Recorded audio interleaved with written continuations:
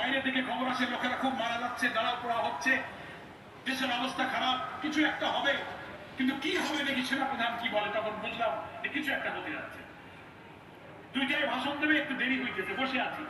এর মধ্যে টেলিভিশনে স্কুলে দেখলাম শেখ হাসিনা শেখ রেহানা হেলিকপ্টার করে বাংলাদেশ থেকে পালিয়ে গেছে। আলহামদুলিল্লাহ। ডক্টর আব্দুল মোহাম্মদ তাহের, বিএনপির অনেক নেতৃবৃন্দ আমরা ছিলাম, একে অপরকে জড়িয়ে ধরে কান্দাকাটি করলাম, চিন্তা করে সকলে নামাজ আদায় করলাম। জেল সুপার, জেলার ডেপুটি জেলাকে বললাম আপনারা আমাদেরকে ফোন এনে দেন, আমরা বাইরে কথা বলবো, বাইরের পরিস্থিতি। 5টা 10টা টেলিফোন এনে আমাদেরকে দিল। আমরা নেতৃবৃন্দের সাথে পরিবারের সাথে খোঁজ খবর নিলাম, শুনতে পেলাম বাংলাদেশ বিজয় হয়েছে। রাস্তায় মানুষ ঈদের উৎসব করছে। আমার স্ত্রীকে আমি ফোন করলাম, তুমি এখন কোথায়? বিকেলবেলা এসে কাঁদতে কাঁদতে